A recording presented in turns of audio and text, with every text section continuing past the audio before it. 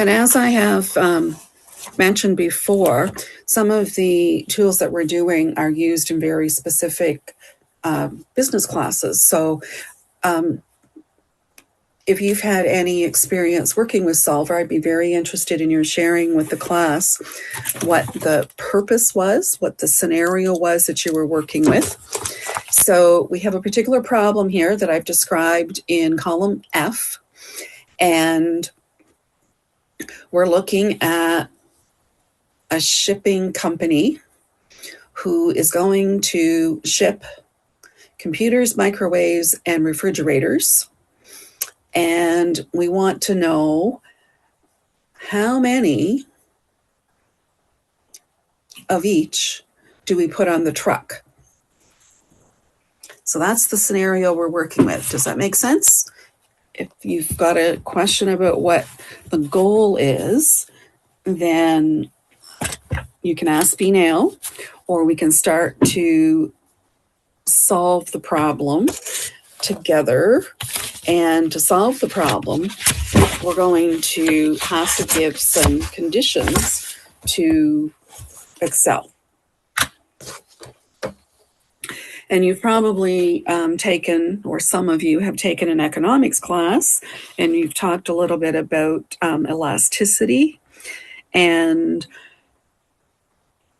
when you are manufacturing something and then you're going to sell it, you have to think about your expenses to produce it and the sales volume. And that sales volume is connected to the demand. And when certain prices go up, the demand goes down. So you have to look at the impact of all of those factors on a particular product or goal of a business. And we're going to see an example here, relatively simple, and we'll see how Excel can pull together a solution for us. So if you look at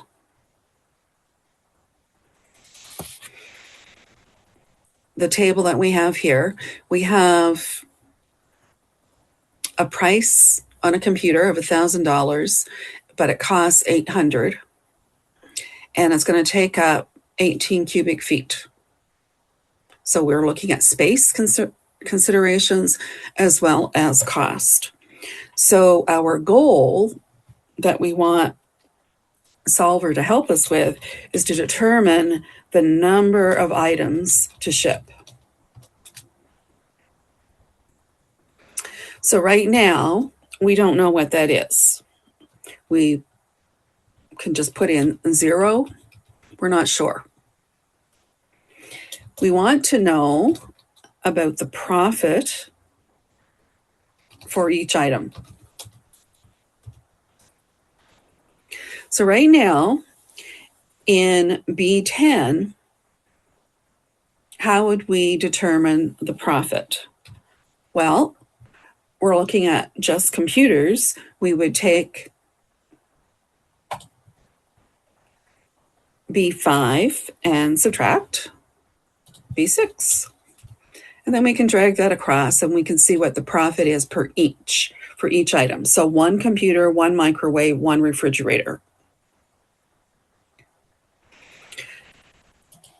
Then we need to know what the total profit is going to be. So I can take the profit from one item and multiply it by the number of items, and I'm going to get a dollar amount.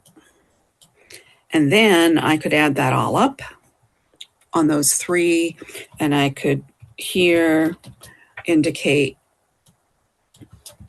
what that is. So if I went back and just typed in, thought, oh, well, what if I did 5 of each? Well, that would be giving me a total profit of $1,650.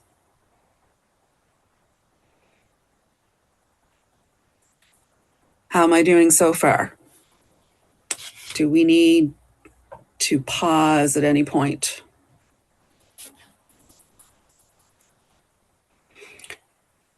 So instead of calculating the total profit that way, there's another way that is similar to the dynamic arrays that we have looked at periodically. So I'm going to show you how to use a function to accomplish what we did in row 11. Okay, Brianna wants to see B11. Whoops, sorry. I did just the opposite of what I was trying to do.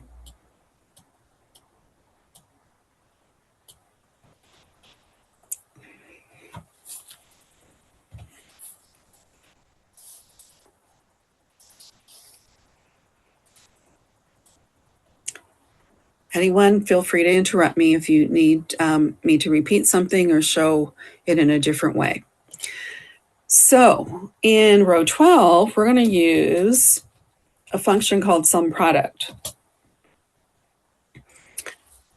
Now, if you look at the words there, sum product, it should give you a hint that it's going to do more than one thing for us. It's going to do some adding, and product is a way to refer to multiplication. It's going to do both. So let's go into the function arguments dialog box. And our profit is going to be dependent upon the number of items that we ship and the profit per item. So we've got two arrays here.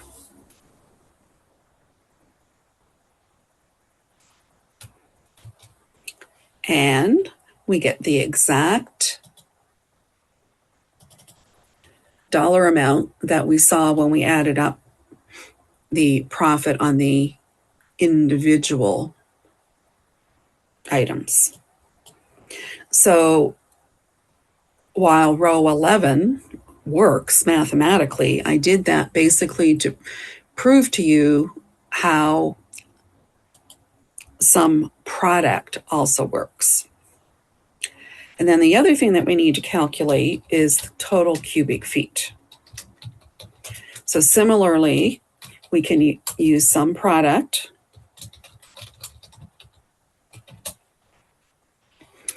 and one array is going to be the number of items to ship. That's always going to be one of the arrays, whatever it is that you're trying to solve. And then, because we're looking here at cubic feet, we need to go back to row 7 to get the other array. So right now, based on this fictitious number of items, 5, 5, and 5, we would need 230 cubic feet. So now what we're going to do is prepare a table that looks at the constraints.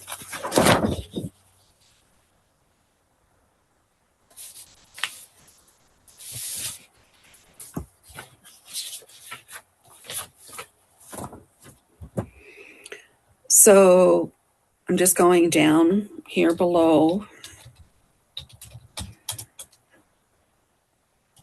what we have so far, and I will merge and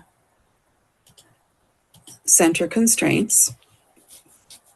So now I would like some help from you to determine what the constraints are that we are working with. And if you look at column F in the blue text, you will find the answers there. So you can just type in, who can give us one of the constraints?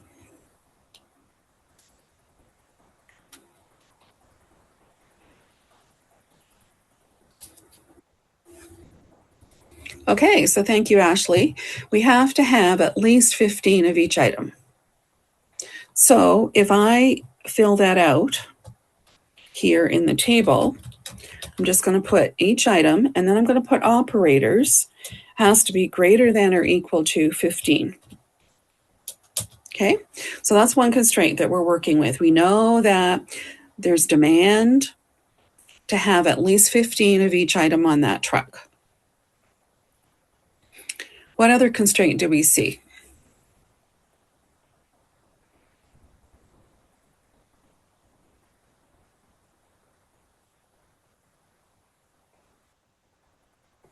Thanks, Trupti. We have a truck that is only so big. Can't put more on the truck than what will fit. So, and other people there, thank you for entering that about the same time Trupti did, but her answer appeared first. So we're going to need to identify here that the total cubic feet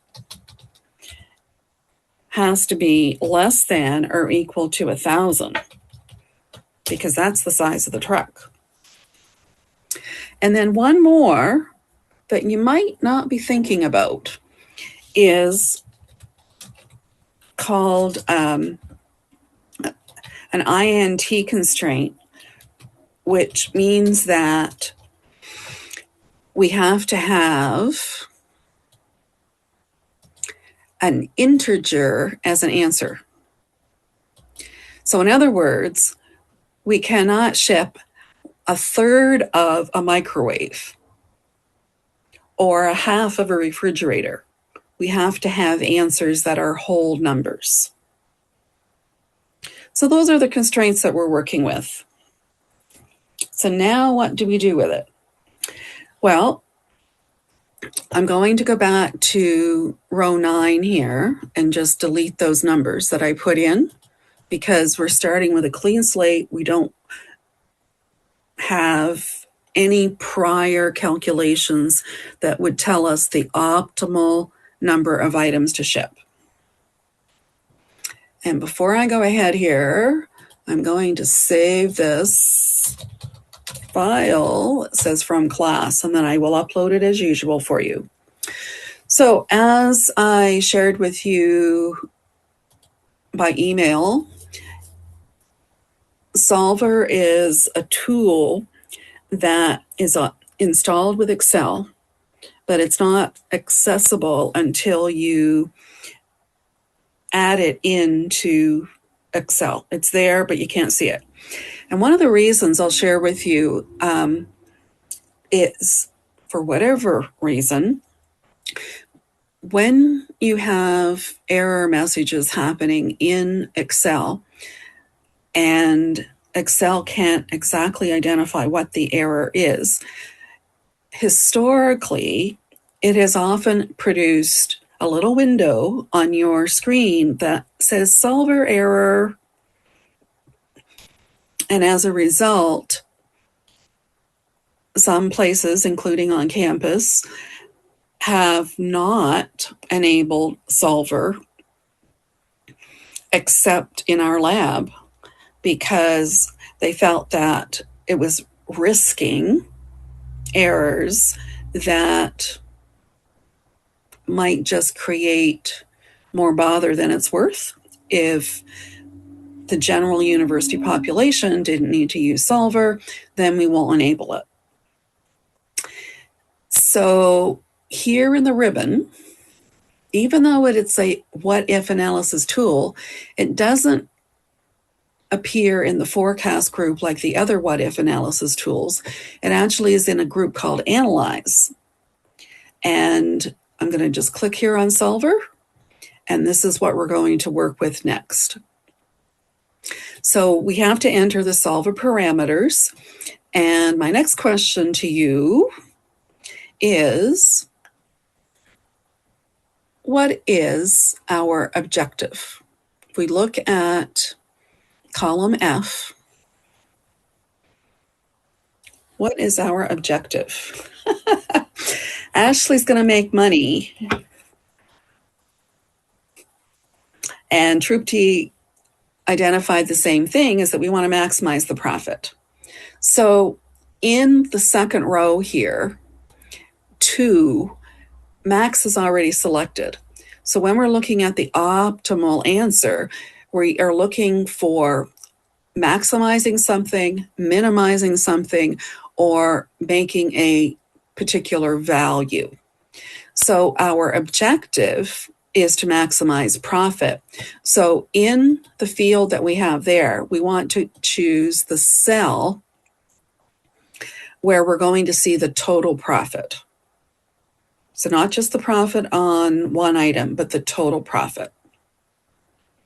The next thing we have to do is put here in the field that says by changing variable cells, we need to put in those empty cells that we are looking for Excel to solve.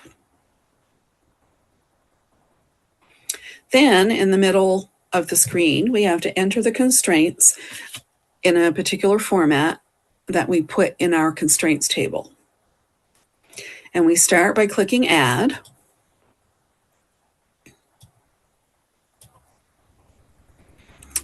And the first thing here we're going to do is indicate the cell reference for each item and make sure that we have greater than or equal to 15.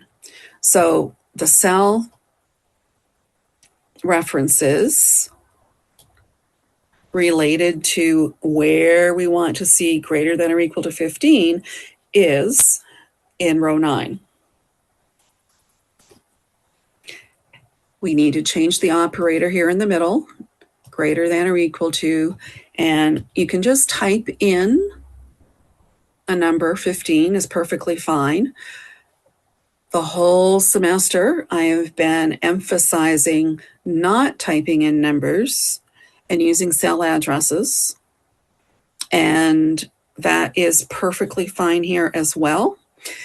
Sometimes when you're learning to use a tool like Solver, I think one of the next steps, it might be easier to see the number 15 than have to remember what is in C17. So it's entirely up to you. You can type the number, you can click on C17. So now we want to click on Add, so we can put in our second constraint. And for this case, we want B13 to be less than or equal to 1,000.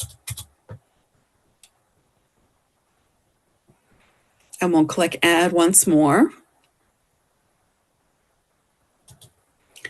And here we're going to say that each item in B9 through D9 has to be an integer. So we choose int from the drop down, and then it fills in the word integer.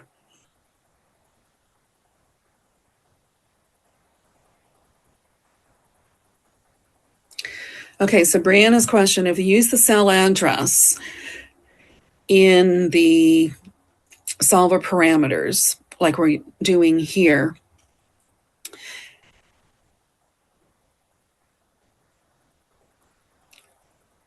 and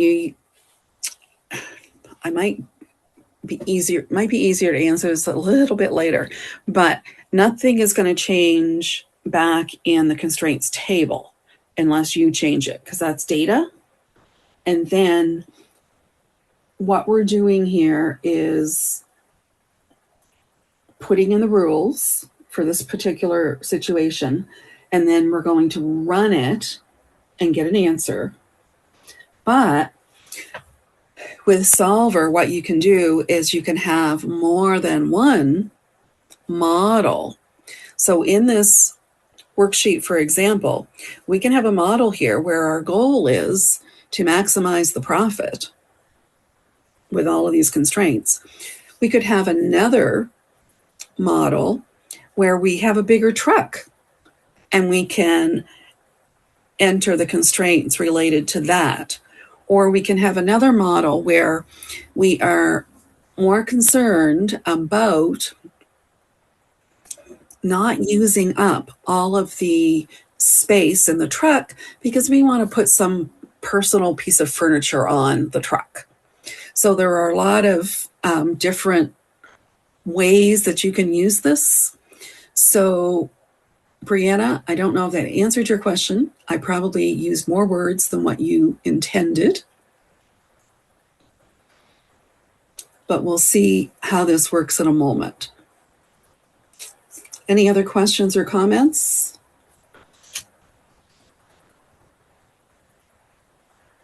Okay. So, and yes, Dejani, I saw your comment there. Always interested when something excites you. So we've got the 3 constraints in. So now what we do is we click OK. And we're back to the solver parameters. And I'll just caution you that sometimes when students have mistakes with solver, it's because they put the wrong operator in, and it could just be you selected it wrong, or you're not paying close attention to the difference between less than or greater than. So I'll just draw that your attention to that. Now, I want to show you a couple things that, for the purpose of what we're doing, doesn't really matter. There is more than one solving method, and if you click on the drop down, you'll see that there are 3 different ones. Those methods are described here below. And if you are in the engineering field, for example, you might pick a particular method that you want. For our purposes, just leave it as the default. You don't need to make any changes to it. The other thing I want to draw your attention to is the options button. And in here, there are ways that you can set some defaults about what you want to do. The one that I find really odd is you can enter your constraint about an integer, and then you can go in here and say ignore it. And one of the times that we had an update to Excel, the update automatically turned on this field, ignore integer constraints. That particular semester, it took me a little bit of time to figure out why we were not getting answers that were integers if we had requested an integer, and it was because that got checked with an update. So I thought that was kind of odd, and it's not recent, so I haven't seen that happen. But just be aware that if you've got an update on your computer about any software and then something is different, go back and look at those default options and see what might have changed. So I'm going to click on cancel. So now we've got our constraints. We know what we're looking for in row 9, and we know that our goal is to maximize our profit. And what we do right now is we click solve.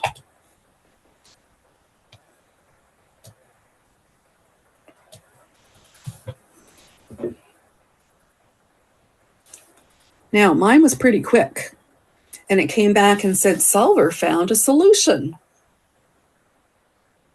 which I'm happy about.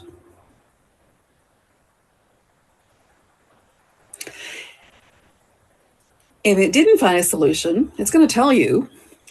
And what it's actually doing here is known as an iterative process, which means that it starts with an initial solution, and then it does the problem over and over and over again with different values. And as you're getting a better solution, it makes another change to that same variable in the same direction so that you're headed towards more maximum profit. And as it keeps doing the problem over and over again, if it gives a worse result, then it just stops and says, no, I'm not going to do this anymore because I've already seen what the best answer is. So on my screen,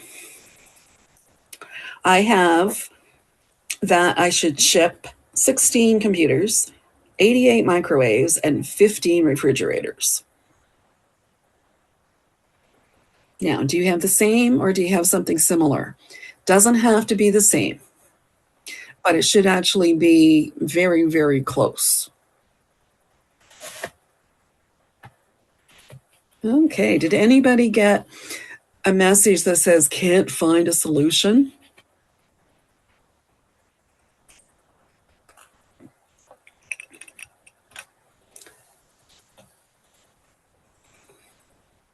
Brianna, how different are your numbers?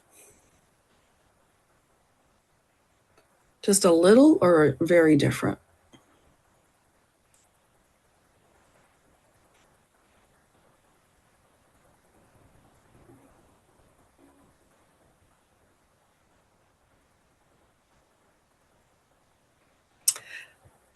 Okay, well, Brianna, maybe you can type the numbers that you got in row 9 there for us.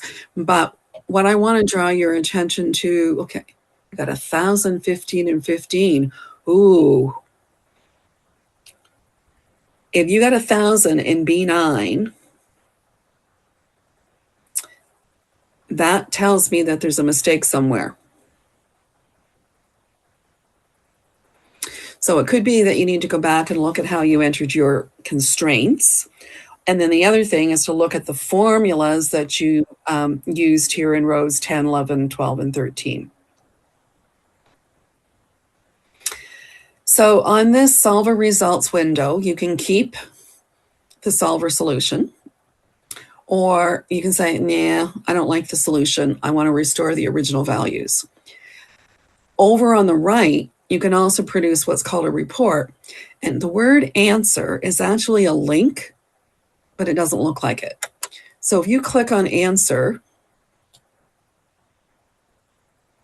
and click OK, what happened on your computer?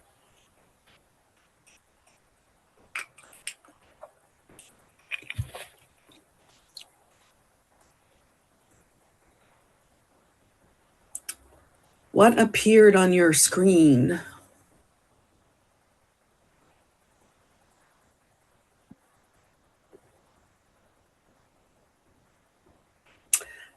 Okay, Troop T, I'm not sure just where the green triangle was. That is not what I was looking for an answer. Anybody else being a little bit more attentive to what happened on your computer screen? Knowing that we clicked on answer report, do you see the answer report?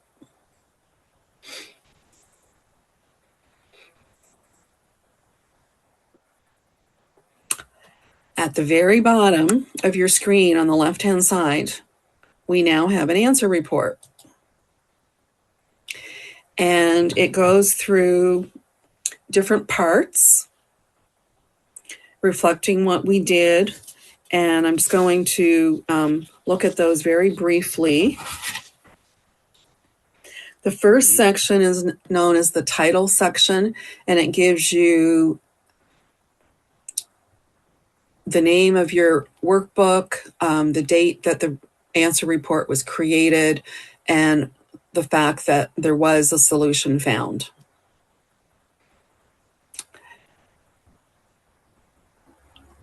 And it gives us the method of solver that was used, the length of time it took to get an answer, how many iterations it used, and some of the options here that we don't really need to understand at this point, and I don't understand what they all represent either. The second section is the objective cell, and it tells us that B12, which was the total profit, is showing after the results $9,165. And the objective also was to maximize the profit. The next part is about the variable cells, and it tells us what those 3 cells were originally, and then what was the result after we ran solver. And then the last part is to show us in a different format what our constraints were that we entered, and in solving it, what happened. So if the status is showing binding, then it means that we're at the limit. So when we put the constraints in, we said that the truck couldn't hold more than 1,000 cubic feet. And that's what it came up with as an answer. So therefore, it is binding. But for microwaves, it's not at the 15 mark. So it's not binding. This can give you a view that summarizes what you did on the other screen. And it also allows you to save an answer report for each one of the models that you have prepared. Any questions before I go back to the planning worksheet?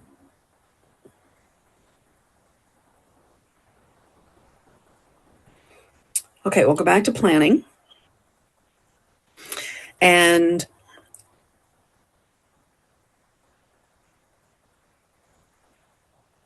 at this point,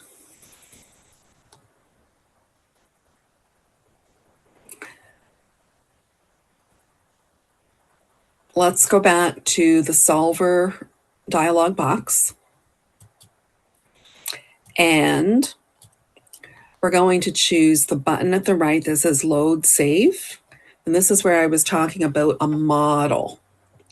So a model means storing all of what we've done so far.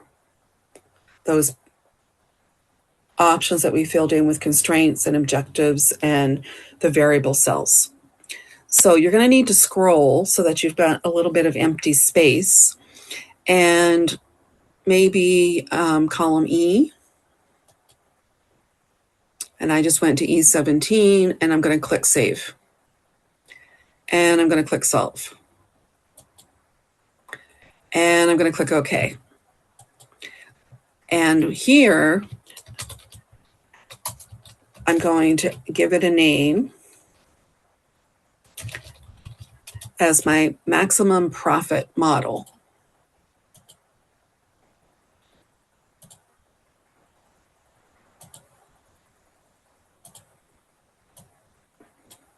And all of this content below is related to what we've done, and it's stored here that we can make a change in our constraints, but we can still return to this model. And that's what it's referring to there. So you don't need to be too concerned about that. So now, if we go back and make a change,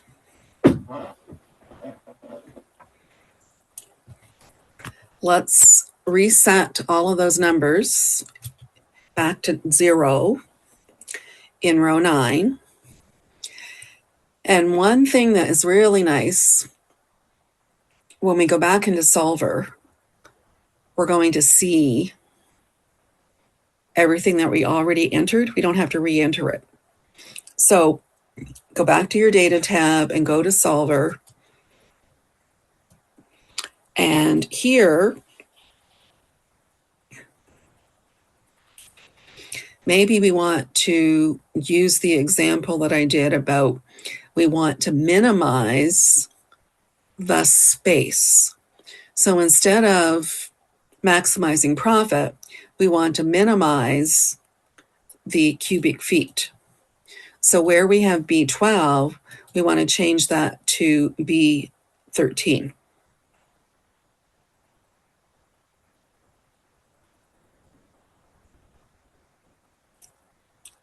Let's keep our constraints the same, and let's solve. I got a solution, and I was able to meet the requirement of 15 of each. But this time I have just over 300 cubic feet left. So maybe I've got a personal item that I can now fit on the truck.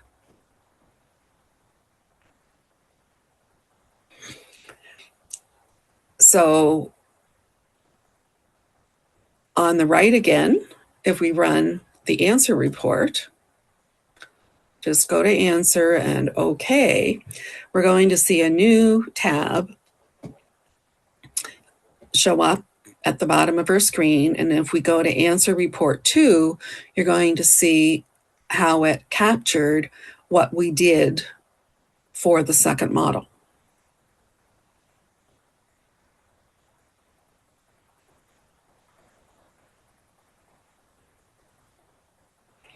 So now we go back to planning. And this time, I'm going to name this one minimize or just min space.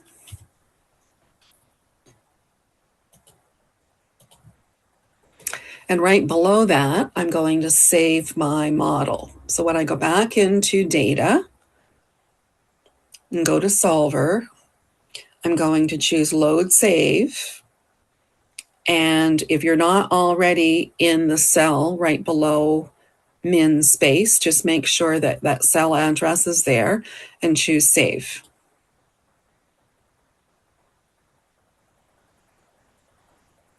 And then choose solve. And then OK.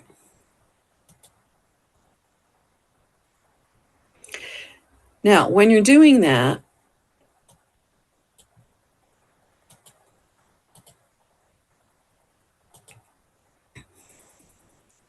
you're going to see, regardless of which model is loaded, in the area where we save the model, it's going to change as well. So even though the maximum profit in the first model was more than $4,950, because the minimum space model is the current one, it's going to change that profit amount that you're looking at here as well. So you can only have one model active at a time, but you can build lots of different scenarios. And as I said, you could have one for a bigger truck.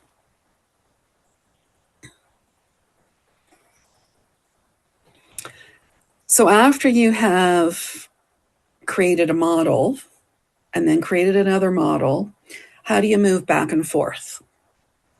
So that's my last step that I want to show you. But if I need to pause first, please let me know.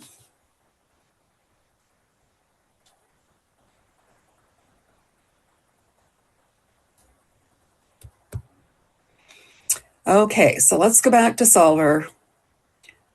Go to the Data tab. Solver opens up with the button at the right. And we go to Load Save. And this time, we want to load a model that has already been saved. And if we highlight all of those cells for the maximum profit model, and then click Load, choose Replace, and choose Solve, and then choose OK, it'll be back to the way it was the first time.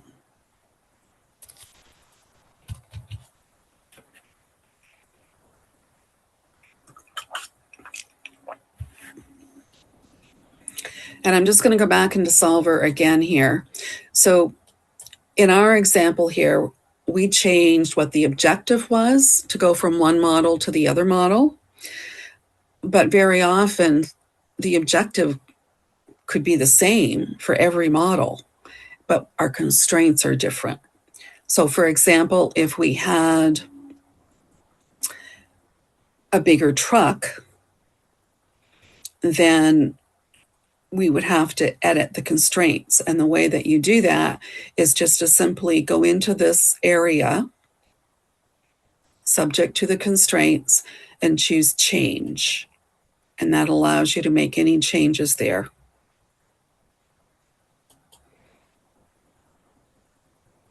Any questions?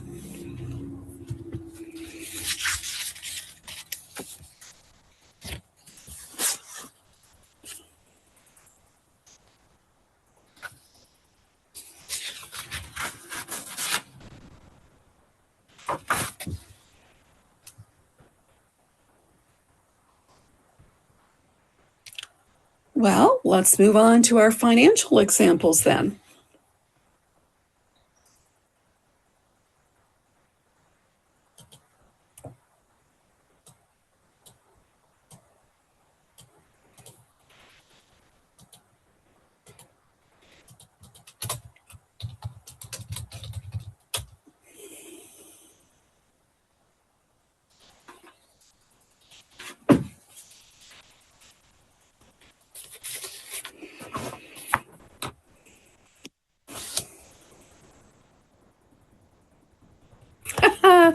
Okay, Brianna, when you said solver issues, I'm chuckling because that to me means something that's not working the way it's supposed to.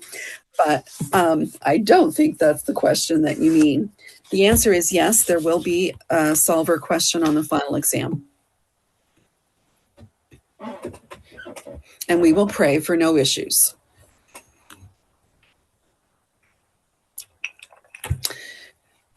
Before we are finished tonight, I will talk about the exam. So hopefully you have questions for me, and I will be very open in answering them. And I will tell you right now that your final exam is not completed, but it's certainly in my head.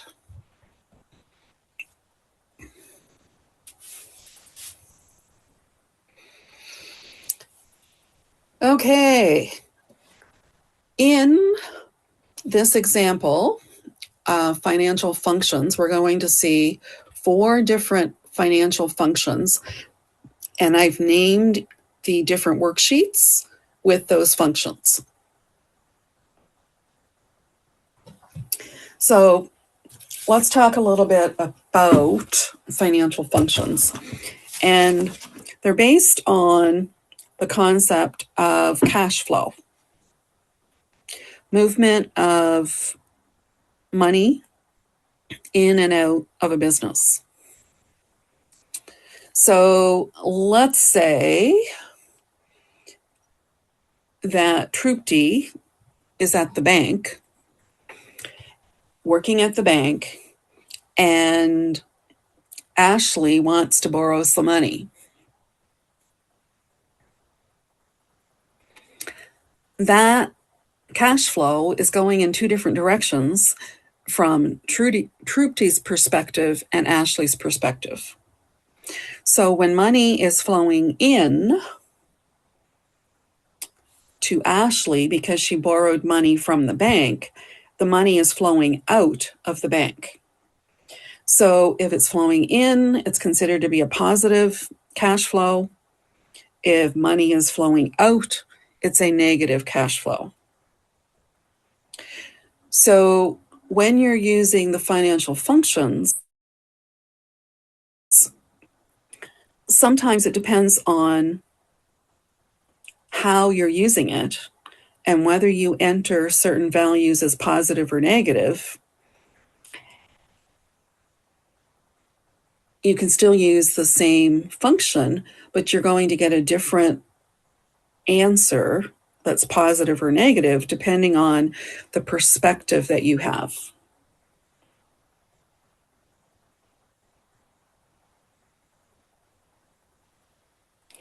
So the arguments for all of these financial functions here are very much related. And if you have, for example, certain information about the financial situation and there's an unknown value, then the function is solving for that unknown value, very much like algebra class. And the arguments are going to change based on what you know and what you don't know. So some of you might be taking finance classes, and many of you might not. But what we're going to look at here is going to be very practical, because a lot of us in our lifetime do borrow money. And we're going to see that these examples relate to a loan or an investment.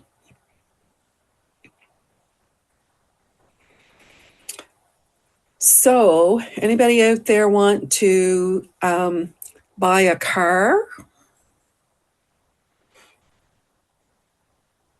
I'm not giving you the money to do so, but you can think about this first example as if you were going car shopping. So let's assume that you're going to buy a car that's $25,000 and you have a down payment of $5,000. So that means that you have $5,000 that you're going to put towards the purchase, so that you're going to borrow less than the cost of that car.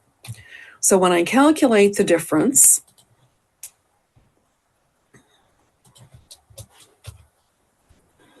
the amount of the loan that I need is $20,000. And that is known as the principal, the amount that I'm borrowing. So when you're borrowing money, there's a length of time that you're borrowing. There is a decision that you make about when you are paying. So very often the payments are monthly. They could be quarterly, 4 times a year instead. And there's a percentage of interest that you're going to have to pay for using somebody else's money, in this case, using Trupti's money from the bank. So our first example is to determine what is the monthly payment to pay off this loan. So you need a plan to be able to make those payments. So we're going to go to the payment amount, and we're going to use the function PMT as I indicated by the name at the bottom. And let's go into the function arguments. So everything that's here is relevant for all of the financial functions, but for this particular one, we don't know what the payment is. So payment is not one of the arguments. The ones that are there in bold need to be filled in because they're required.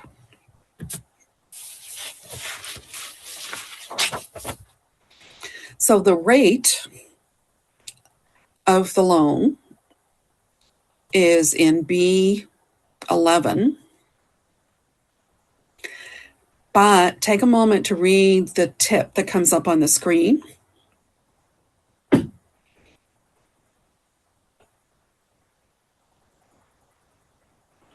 We have to take that rate and divide it by the number of payments per year.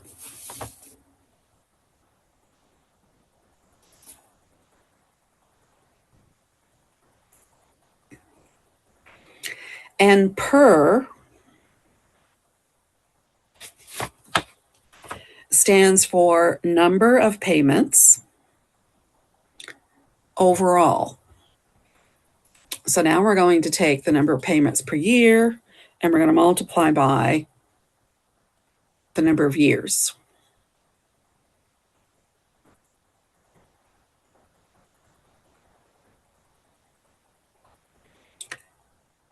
The present value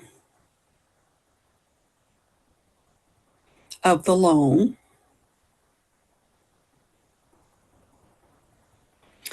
is represented by PV, present value.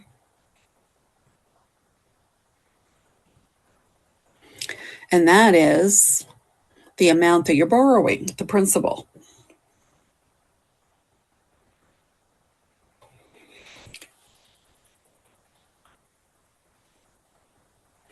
So if you click on OK, you're going to see that the monthly payment is going to be $470.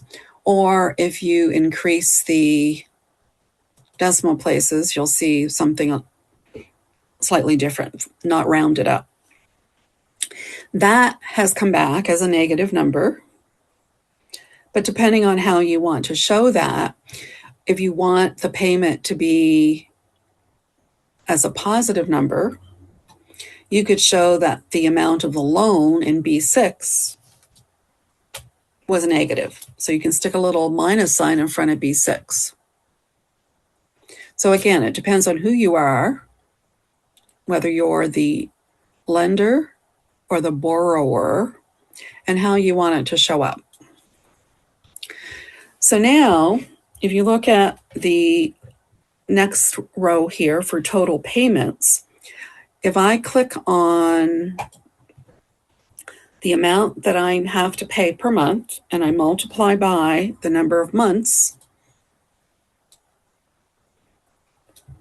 and I multiply by the number of years, I see that over the length of the loan, I'm paying $22,546. So therefore, if I do the math and compare what I paid to what I borrowed, just subtracting the two, that tells me that it cost me $2,546 to borrow the money.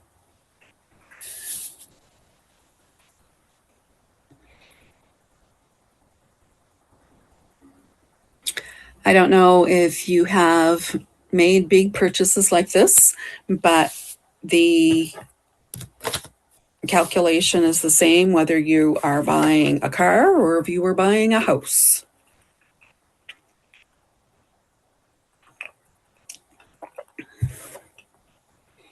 Any questions?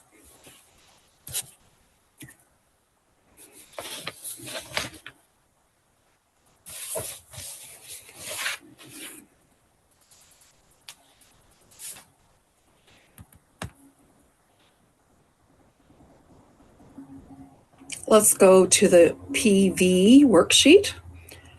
Are we ready for that one?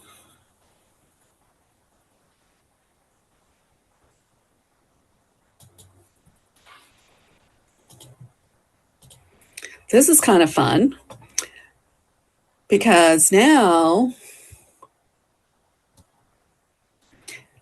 we know that we have an extra $400 a month. I wonder what I can buy. Will that buy me a car? Will it buy me a boat? Will it buy me a mansion?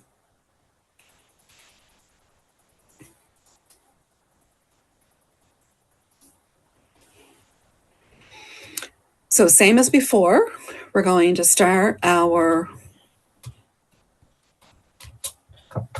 financial function here using PV, and we're going to see that the arguments are very similar to what we saw a few minutes ago.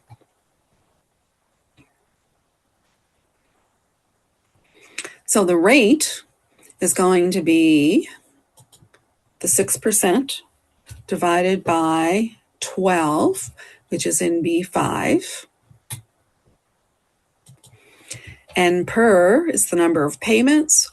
So I'm going to take the number of payments per year and multiply by the number of years. And we've determined that we have $400 available to pay each month towards the loan.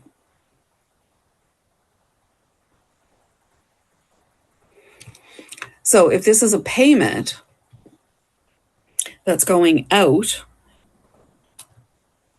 we might want to put a minus sign in front of that.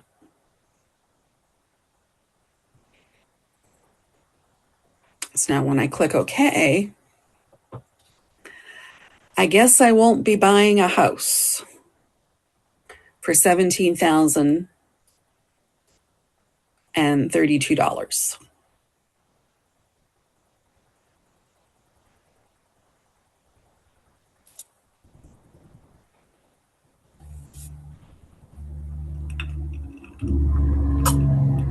Any questions on that one?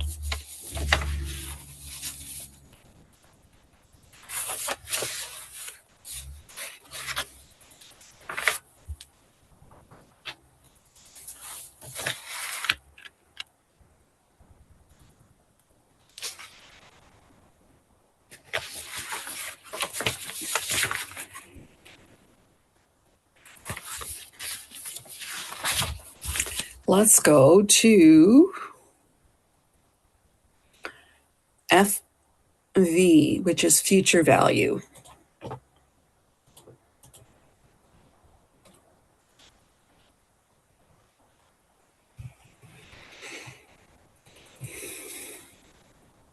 So this one is different because we're looking at investing money.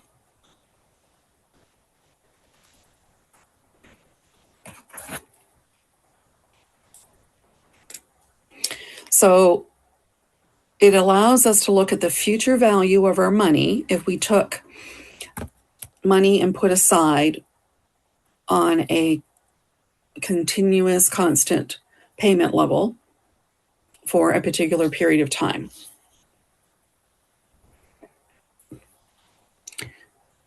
So if we go to B7, we'll start here with the function FV, future value.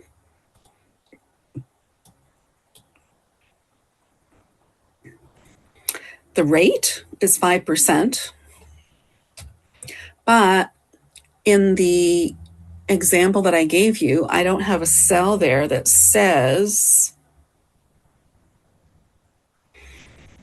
how many payments per year. But what I did say in A3, that it's going to be monthly savings. So that means 12 times per year, and you can put 12 in your rate before divided by 12, the same as if you were selecting the cells. The number of payments is going to be 10 years by 12 payments. Whoops, what did I press? I'm going to have to go back in there again. Okay. I think I bumped a key on my keyboard. And then the payment is what you are putting aside each month.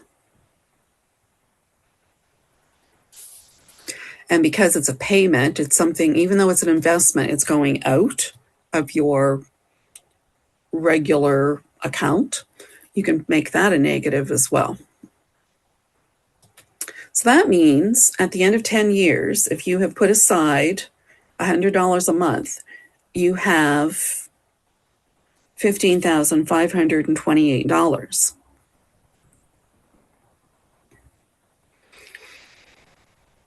But if you didn't invest it, and I remember hearing people talking about some elderly people sticking money under their mattress or in their cookie jar because they didn't trust the banks.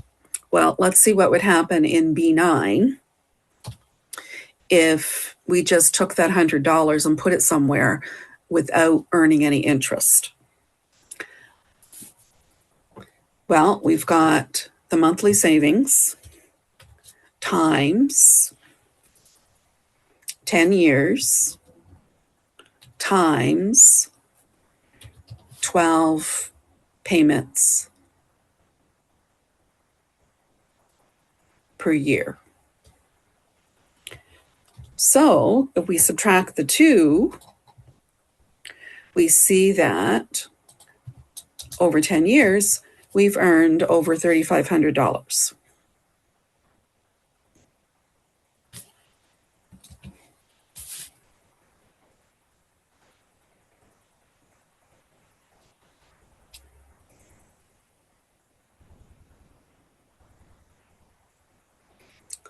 So the moral of the story is maybe you shouldn't put your money under your mattress, and if you can find a way to invest it,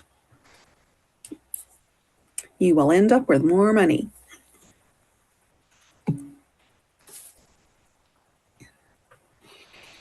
Thank you, Brianna. I was wondering if most people out there were falling asleep. We have one more example.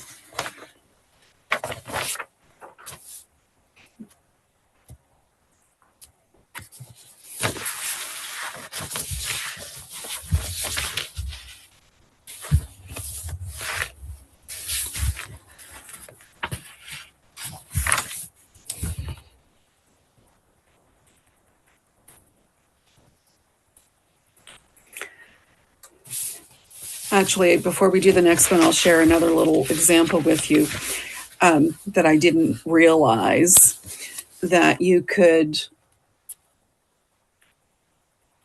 go buy something that looked like cans of beverages and put in your fridge and stuff money into it. And my house was broken into several years ago, just before I put in a security system. And my fridge was torn apart. When I came home, almost everything was moved out of my fridge and made a mess. And I thought, what in the world? So anyway, I learned at that time when the police were here that people go searching for money, that people store their cold cash in a fridge.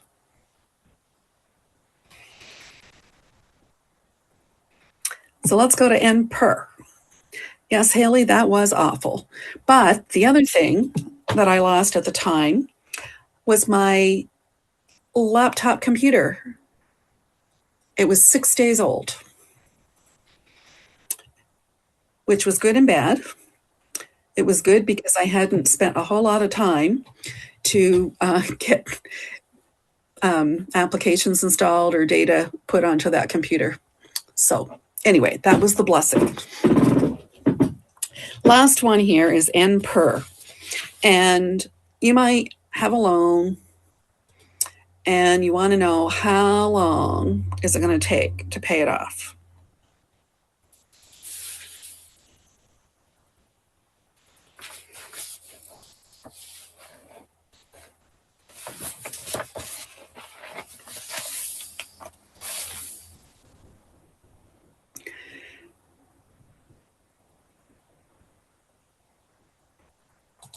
So if we go to B7 equals N per,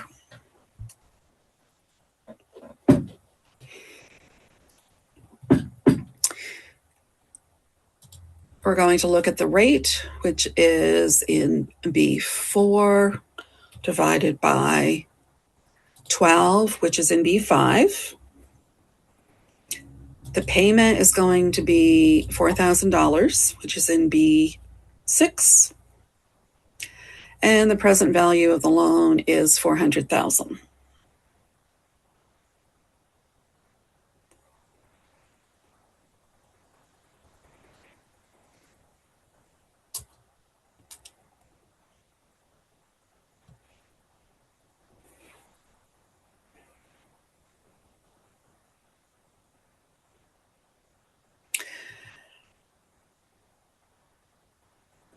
Now, if we don't want to see that in negative, another way that we can change it, and it doesn't really matter, but I'm just showing you another method. I've seen a couple of you use this this semester. If you put ABS in front of your function, it will make sure that the answer is absolute, which means that it's going to always be positive. And then if we go back to B8, we can take this number from B7 and divide by 12, and it tells us that it's going to take us just over 6.5 years to pay off the loan.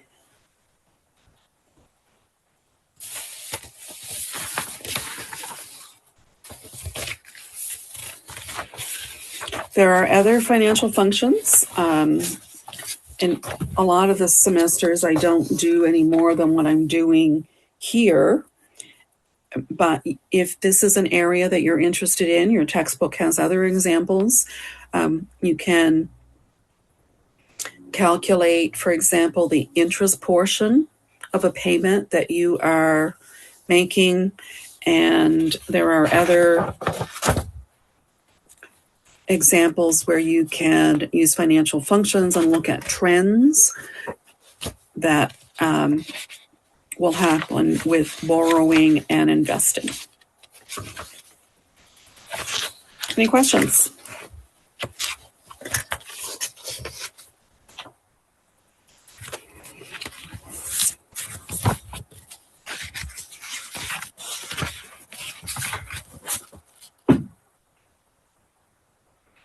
Okay, let's do our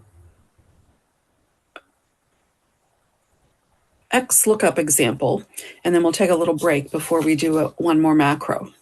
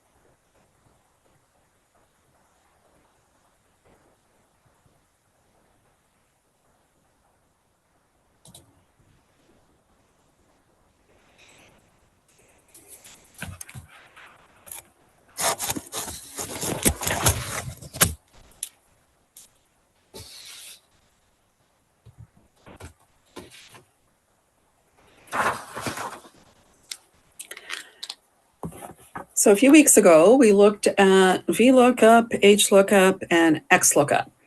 And we said that VLOOKUP is very popular. XLOOKUP is newer, but accomplishes very much the same as VLOOKUP, but it has some advantages over how it's used. And we looked at an example with a table and accomplished the same thing with VLOOKUP, HLOOKUP, and XLOOKUP. So with VLOOKUP, it means that our lookup table is vertical. So if you look at the example here, the employee numbers are going down a column, and that makes this vertical. And what we're going to look at is an example where we could type in something and we're going to get a particular response back. So every employee has an employee number. And if I were to type in your employee number, then I would want your name to come up and the department that you're working in. So let's begin by going to G7, and we're going to create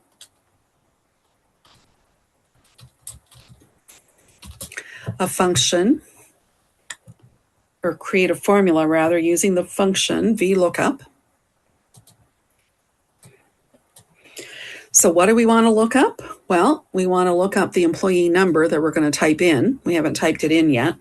And we'll make that absolute so we can copy it across.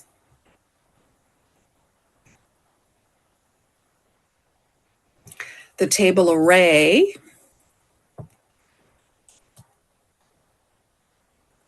is going to be the whole table. And again, make it absolute so you can copy it across. And if you press that F4 key before you move your mouse, you can get both of the cell addresses absolute before you move on. And for the employee name, the result is going to be from column 2. We want an exact match, so we type in false. And then if you copy it across, all we have to do is change that column 2 to a number 3 because the department is in the 3rd column. So right now we have this error message because we don't have any data there yet. So if I go back to F7 and I type in an employee number, oh, there's our lab assistant Blaze. I'll put his employee number in. And I press enter, I immediately get his name and department listed. So you might go to Canadian Tire and you're looking for a particular car part, and they can type in that car part and something pop up to say where it is found in the store, in the warehouse, or whatever other data is in the system. It can pull it out based on something small that you type in.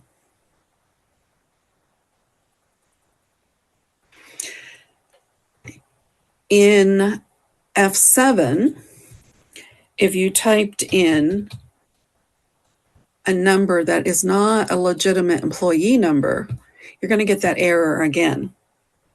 So we can go back in front of VLOOKUP and we can put if error in front of it.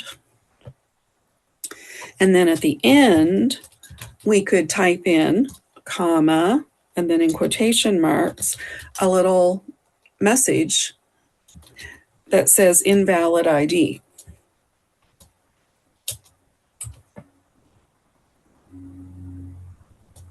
And I'm going to copy it over again. And then I have to change the column number. So this is a way that we can notice that a mistake was entered and we can get a message back because of that mistake. But if I go back and put in a real employee number that's in the table, it's going to come up with a name. So how do I do the same thing using XLOOKUP? Well, I go to G19 and I enter my formula here, and it's automatically going to spill over into the next cell. So I'll start with XLOOKUP.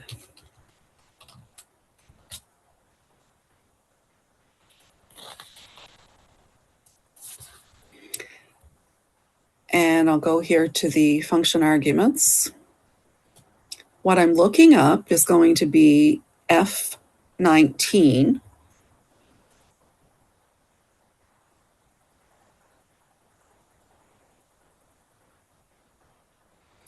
The lookup array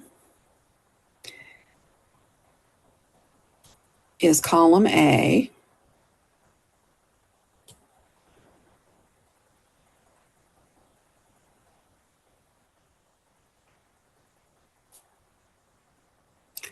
And the return array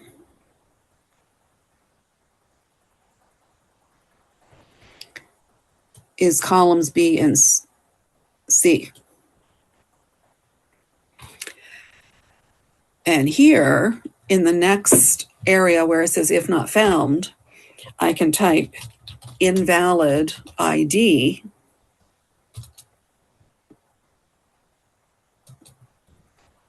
if I don't get an answer.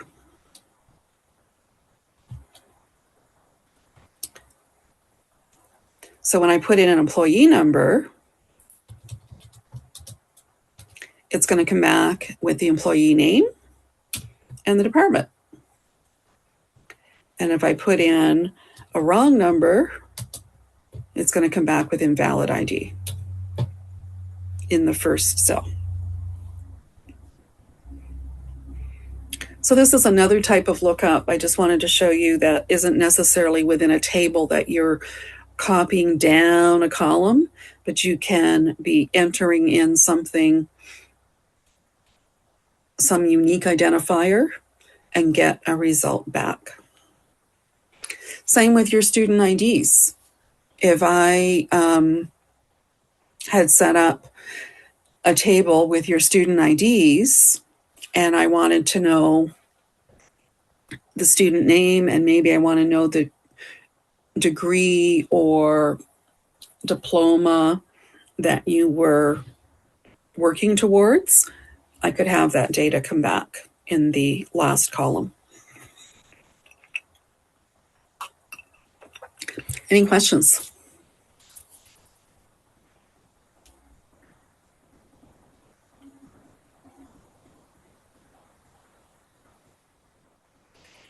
Okay, would you like to take a short break?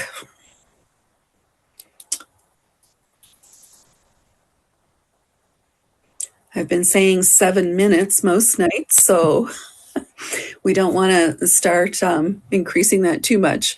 I want to make sure you have time to ask me questions. And when we come back from the break, we will look at an example with a macro. And the file that I provided for you is not an Excel file. If you open it up before I tell you to open it up, don't move anything around, and that'll be important to make our next step easy.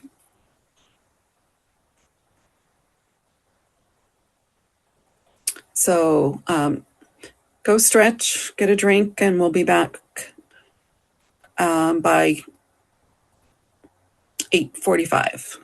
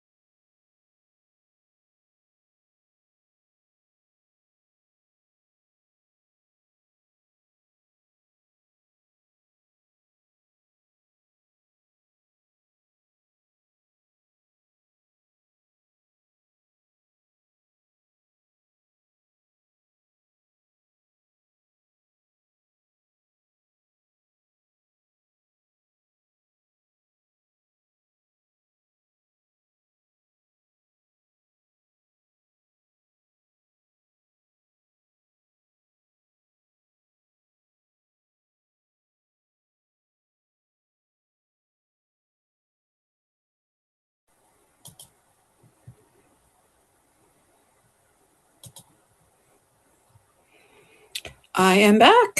Are you? Actually, I didn't go very far.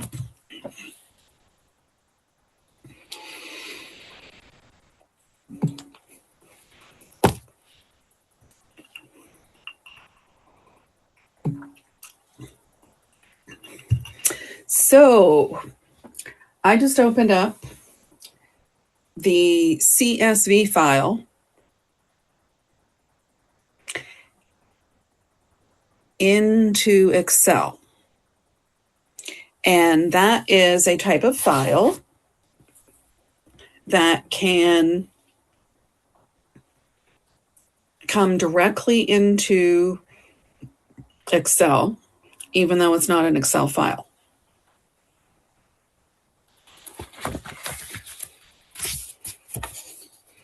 Anybody know what CSV stands for?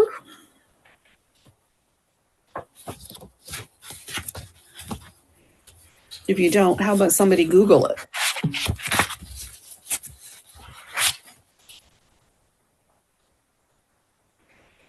Comma separated values. And before we go too far, do you recognize what you are looking at? And I told you before about an example related to this, but it's a class list for this class that I ran in January from our student information system. So it's not from Microsoft at all. And for the purpose of tonight, I replaced all of the student IDs with a randomly generated number. So I wouldn't be sharing any private information, but I also wanted the file to be realistic. So if you look at this, how useful is it?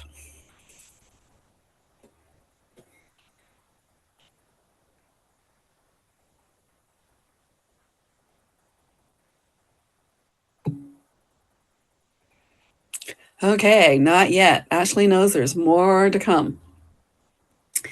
And one of the things that Excel does very nicely is take files from other systems and make them usable within Excel. And we saw earlier in the semester with text functions how we can take content and we can extract parts of cells and we can make it into a format that is the way that we want to use it. And we also can take something like this and simply fix the formatting so that we can actually see what we're dealing with and use it. So what we're going to do here in the next little bit is exactly what I do at the beginning of every semester with each one of my courses in my department. And as we said before, Trupti works on campus, and this system that I have access to is the same system that she has access to, but we don't have the same permissions to see the same type of data. So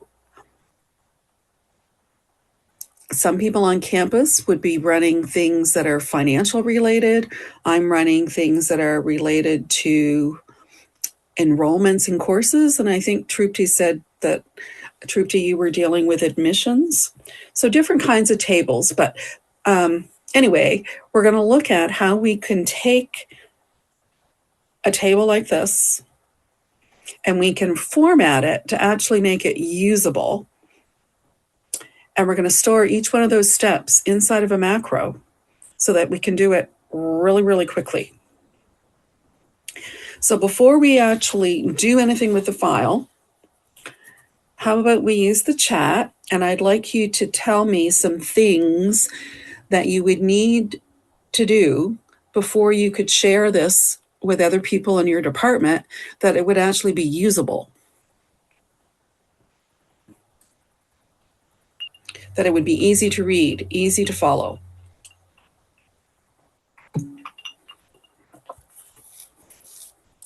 Okay, so auto-fit, I'm assuming auto-fitting columns. So the headings are in row 1. They have not been formatted. And we know that for a variety of reasons, the column headings need to look different from the data. Even if you're not doing an Excel table, just having it look different makes the readability so much better so that it doesn't blend in with the data.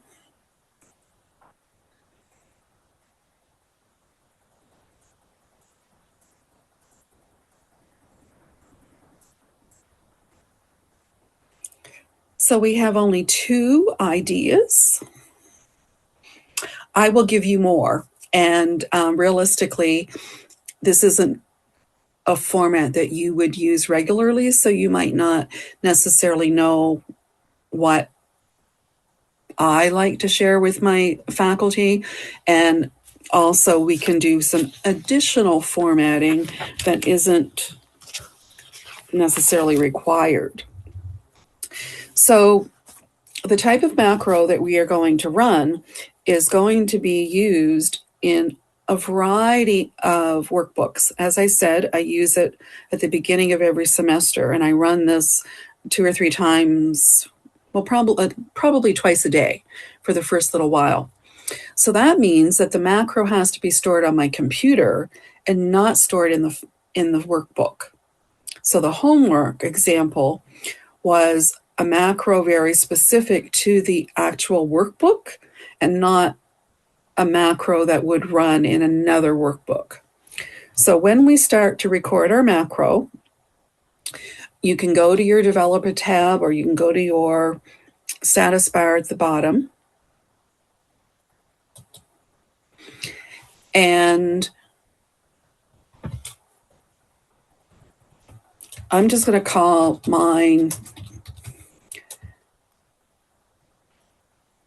class macro because I already have macros stored here that are similar to what we would be doing. So when it says store macro in, here is where we need to choose personal macro workbook. So Ashley, no, we're not saving this as a macro-enabled workbook because we're not saving the macro in this workbook. But we do need to save it as an Excel workbook. So that is probably a good point. Well, we can continue here, but maybe I should have done that first. So we've got the macro named, we're putting it in the personal macro workbook. So the personal macro workbook is a hidden file that is installed when Excel is installed. But it's not something that you can search for unless you turn on the option to be searching for hidden files, which is very doable, but it's just not the way that it's set up so that you don't delete important files by mistake. So I'm going to click OK. So now the next several steps I'd like you to do. If you don't do exactly what I'm doing, that's okay. So one of the things that I might like to do is to change the font size. So if I click on that little triangle to the left of the A, go to my home tab, I might say, oh, I don't want it to be 11 point, I want it to be 12 point.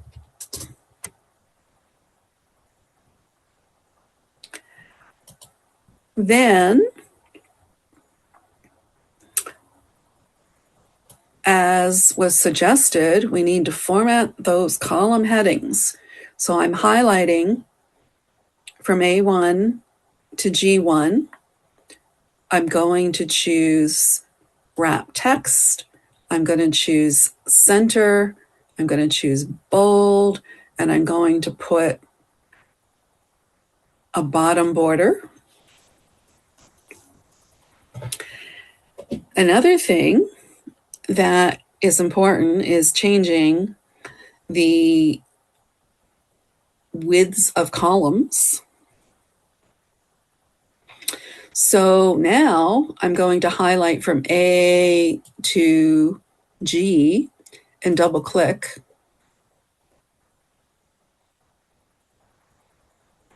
I'm going to go back to the A and right click and insert a column. And then I'm going to do 1, 2, 3 and drag down. And I'm going to go to 25 because that's what we might have in a lot of classes. Then I'm going to auto fit column A.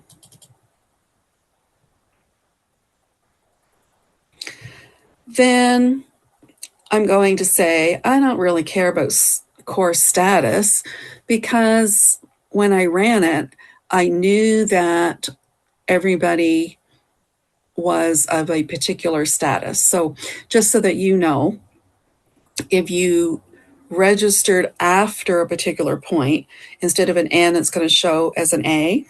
So I don't really care about that. So I'm going to right click on the D and I'm going to say hide.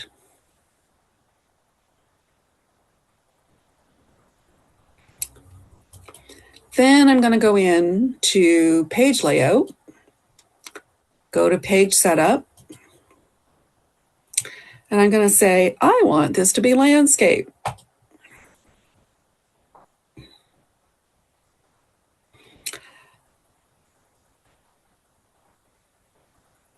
I also want to make sure it fits on one page in case we have some really long names. Rahi, yours is the longest in this particular list. Then I'm going to go to header and footer, and I'm going to go to custom footer, and I'm going to say, I want the file name, for example, to always show when I print it. And I want the date to show so that I can tell what day this was that I printed it. Because it is data that could be changing quite a bit when students are signing up for classes. Which, by the way, if you need any information about more IT classes, do let me know. Right now we have one course in Summer School 1 that is our web design course. I would encourage you to register for it soon to make sure that we have enough students for it to run, if that's what you wanted to do. And it's not being offered next year until winter. So it's in Summer School 1 for that reason. And then if you have any questions about other courses, for example, in the fall or next winter, I'm very happy to chat with you. And you could even choose 6 courses and do an IT minor. So I've prepared my footer here with those 2 options in it.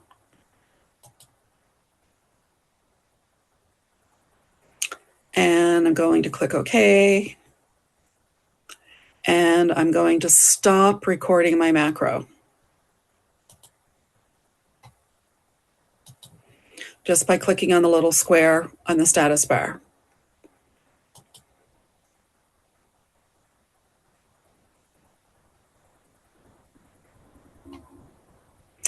So now, just like any macro that you write, you have to test it. So what I'm going to do here is basically close out the file and not save it. So when I mentioned before, after Ashley added a comment, I wasn't 100% sure if this might come back and ask me to save the file, and I'll tell you why.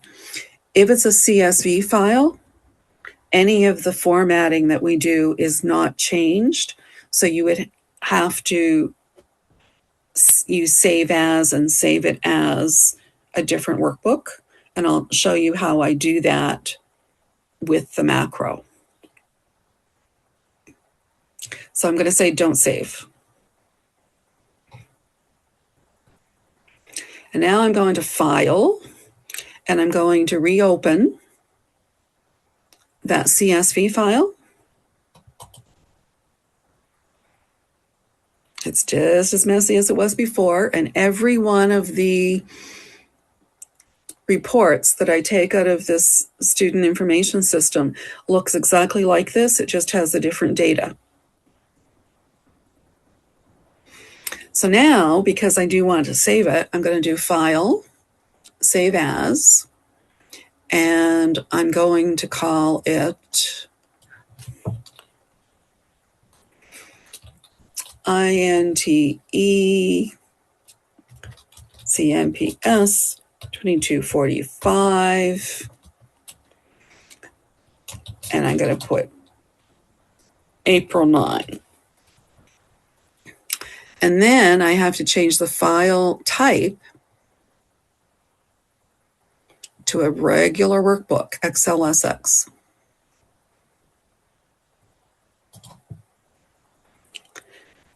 So now that I've done that, I can run my macro. So I'm going to go to the Developer tab, the big Macros button, and here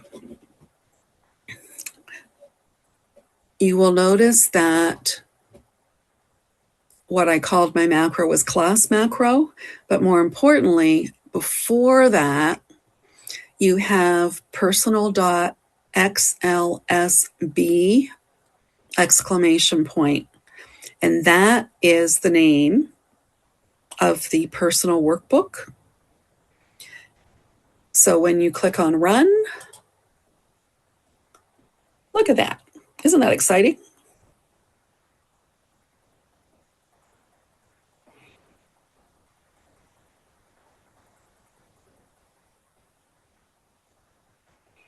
Anybody excited?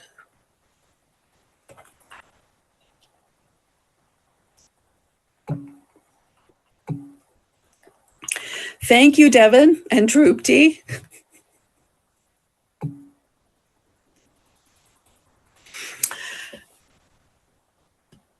Did I tell you about another employee who took this class from me a few years ago after I had done an example like this? I don't want to repeat myself.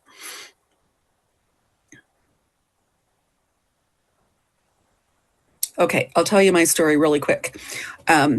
This person worked in financial services and came to me after class and asked if she could speak to me. And this was a face-to-face class. And she said that she had a concern about something. And I thought, uh-oh, what did I say?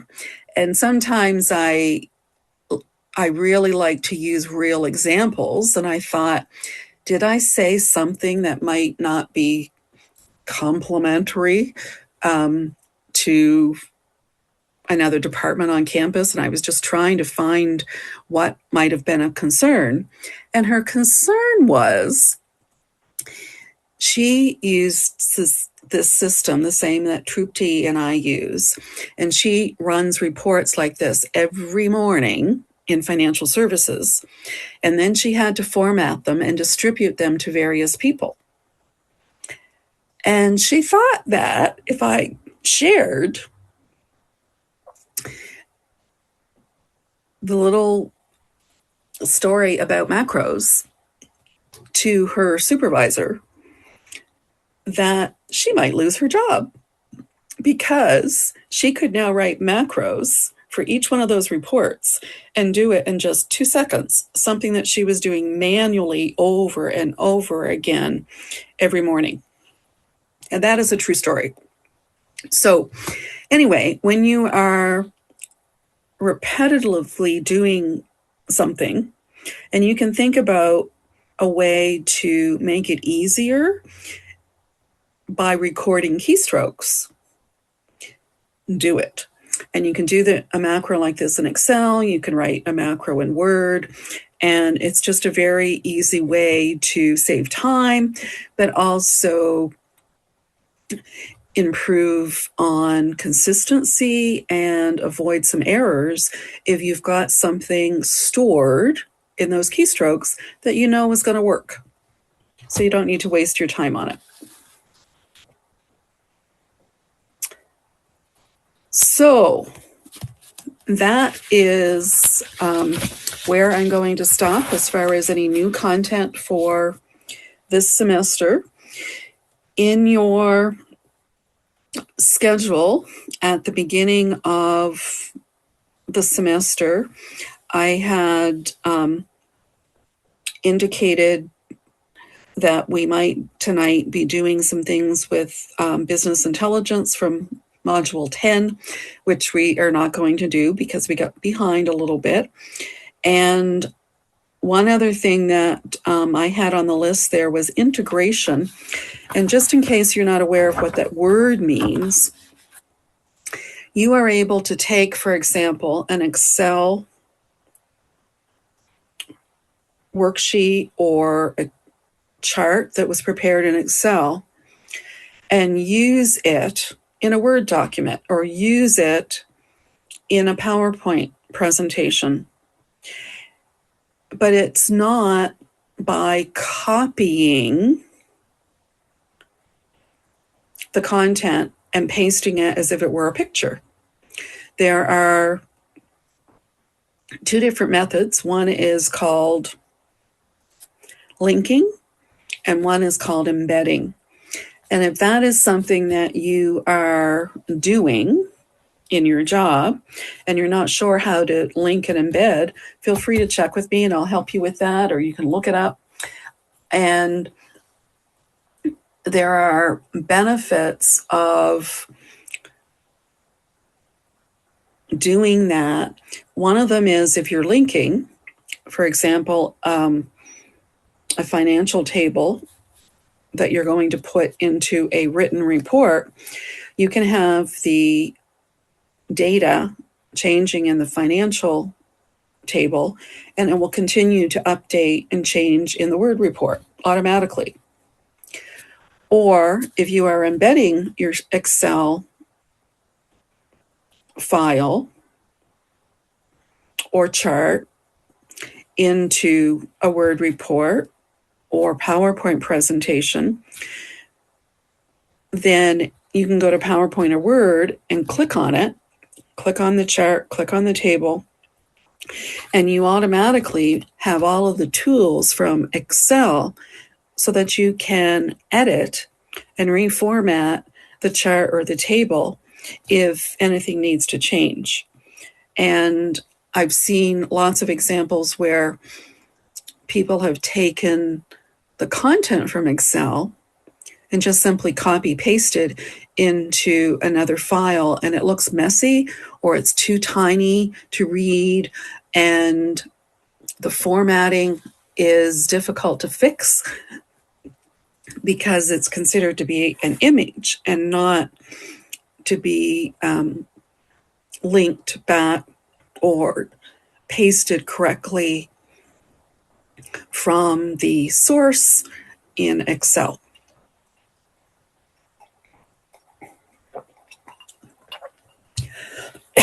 Excuse me. So those of you who took the intro IT class from me, we would have done examples with that.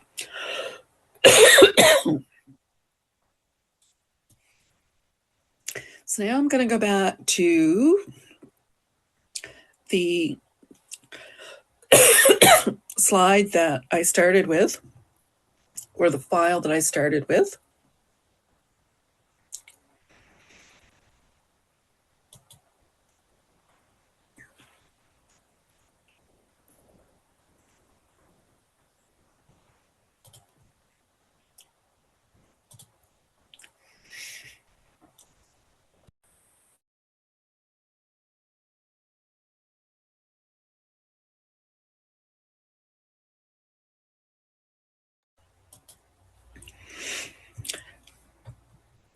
So a comment about some of the work that you've done this semester.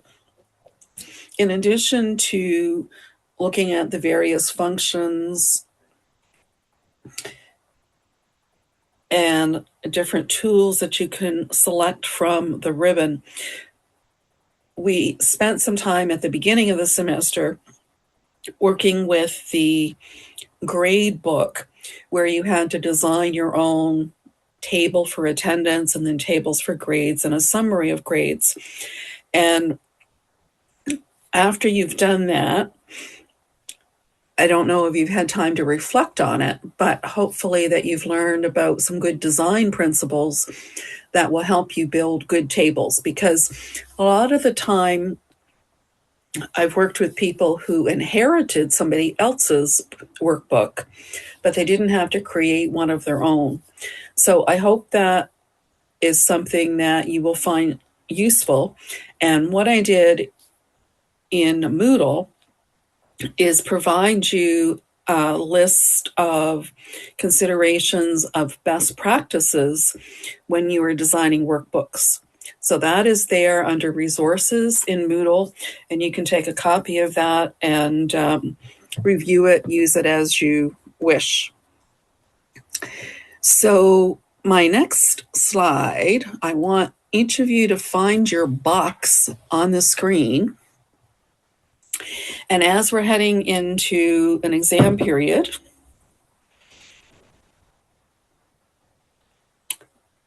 do you have any advice or inspirational tips that you would like to share with other people in the class?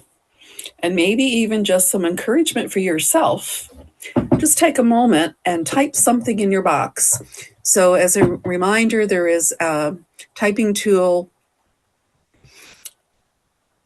near the upper right area, and you can just click on that and go find your box and type in a few words. It certainly doesn't have to be neat.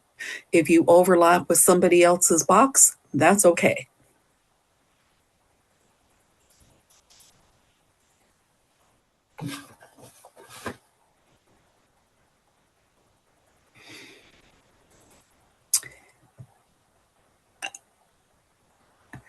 So Devin, you can't see the slide. I think that's what you mean. F5 is to refresh. So if you can't see it, Devin, I'm sorry, but based on where we are in the class, I don't think it's reasonable for you to have to sign out and come back in. You could try, but you could just simply tell us in the chat. You could type a phrase of encouragement to your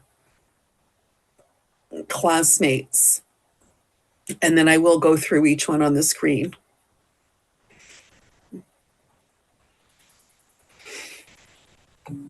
If anybody needs help finding that typing tool, let me know.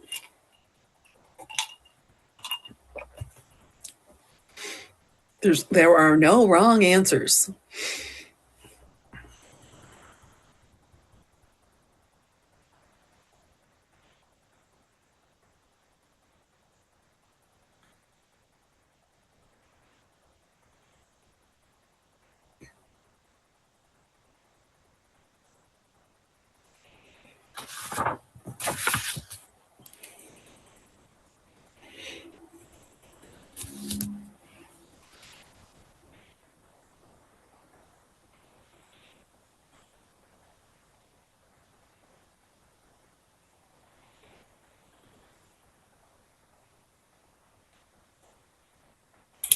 Well, I'll start to review them, but if you haven't typed something in yet, I know Devin was having difficulty. I don't know if anybody else was.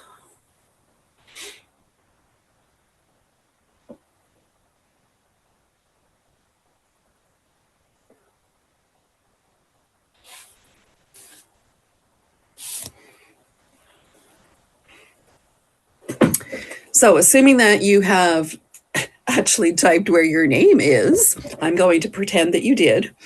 And I'm going to just start with the upper right-hand corner, that because that's the one I saw first. Thelma wrote, "You've got this." So I hope you feel good about that.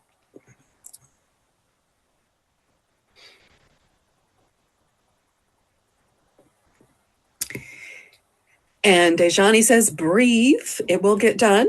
And I know a lot of you have more things to do than my exam. So that is something that you need to have a good plan of how you're going to accomplish a variety of things. And that plan could be taking a little time off work, if you can do that, so that you can focus on preparations for your exam. And Haley said, get a good night's sleep. That is important. And Vanta tells us to keep practicing. And Ravinder says, practice, practice, practice. And I'm sure you would be rich if I gave you a nickel for every time I said this semester that you need to practice. And I'll just let you know too that if any of you want to practice in the room where you're going to be writing the exam, you can check with me on that. If you're writing off campus, then I don't have control over that. And Sakmini tells us something very important about reviewing the assignments.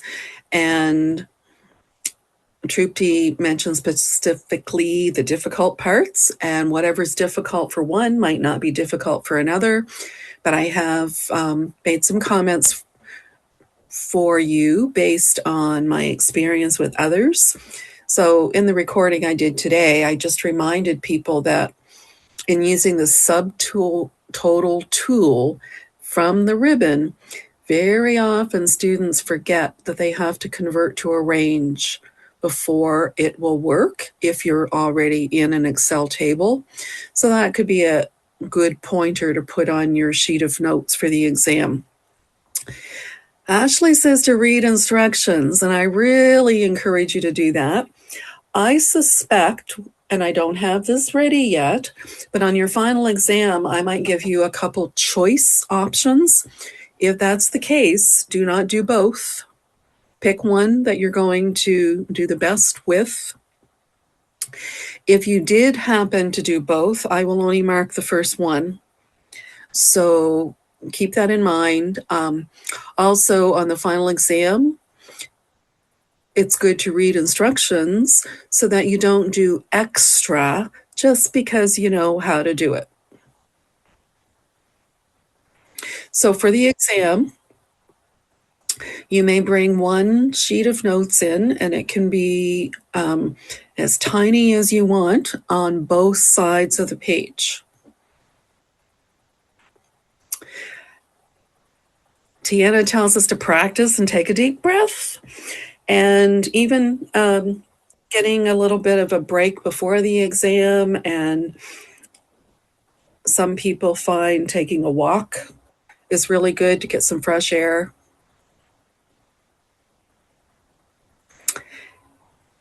And again, Brianna tells us to relax and practice. So I wanted to encourage you to do your best. And if there's anything that I can help you with in preparing for your exam, I am very reachable. So don't hesitate to check with me. And obviously, go back and look at those assignments, but also do them. Pick parts of them to make sure that you are remembering how to do something and that you can do it much, much faster now than the first time that you did it. So there is a huge benefit to your doing well on the final exam, to your being able to work with good speed.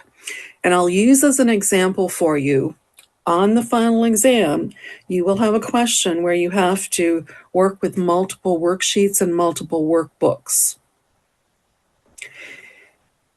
if you are not opening multiple workbooks or worksheets at the same time, and you're opening one at a time, you're going to waste so much time that you probably won't finish the exam. So part of the exam is determining that you know the tools. So it's not that you're in a race to get it done faster than somebody else or faster than any particular time frame, but you are being tested on knowing efficient practices. So in our lab, you have a decent size monitor and much easier to work with than a laptop computer, and take advantage of those things so that you can see what you're doing and not have to remember by opening one file, do something, close it, opening another file. So you can multitask, you can have lots of files open at the same time, and you also, for part of the exam, would be working with multiple worksheets. So just think about some very simple things that can make the exam experience easier for you.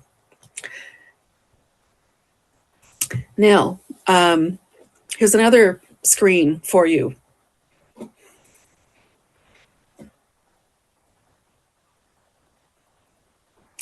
What did you learn this semester that was a favorite, or something that stands out that was unexpected, that you didn't realize that Excel would do, or that you would find very beneficial or helpful in your particular discipline, in something that you are doing now, maybe in the workplace, in another class, or something that you were just interested in. So take another minute, type in your box, and then we will move into a few specifics about the final exam, and then we'll wrap it up there.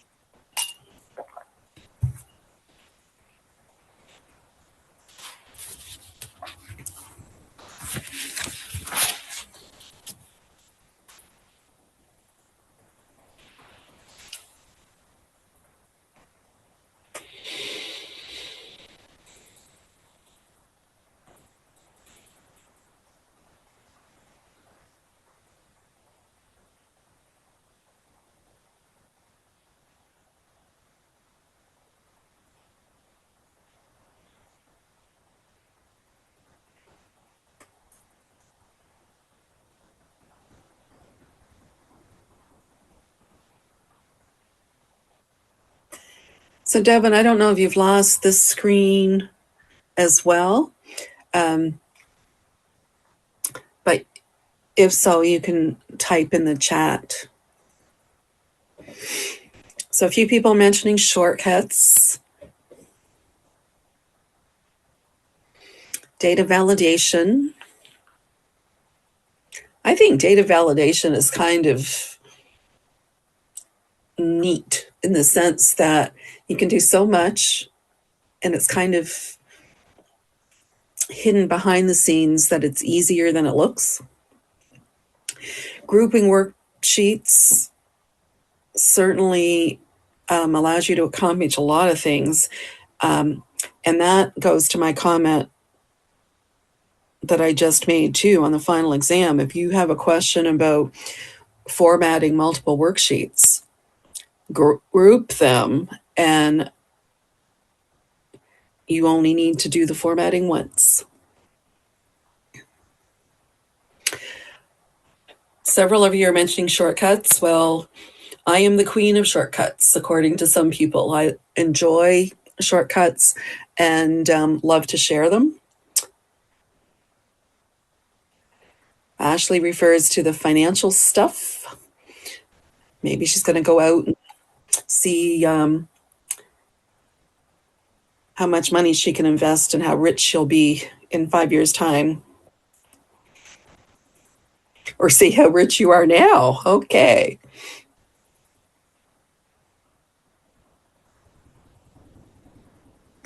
Okay, so Devin mentioned that she has a spell check shortcut that she uses every time that she creates a workbook at work.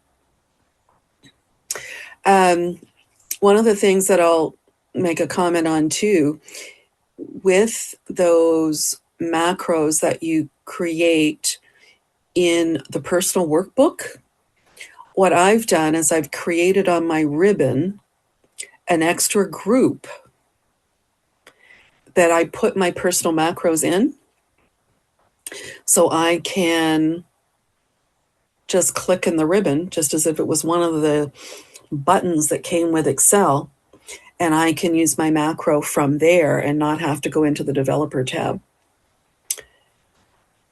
Alex tells us that if and advanced if is something of a highlight and also very powerful, so that you can write a formula that deals with different kinds of data. And Dejani tells us that Excel isn't as scary. I didn't know that it was scary at the beginning of the semester.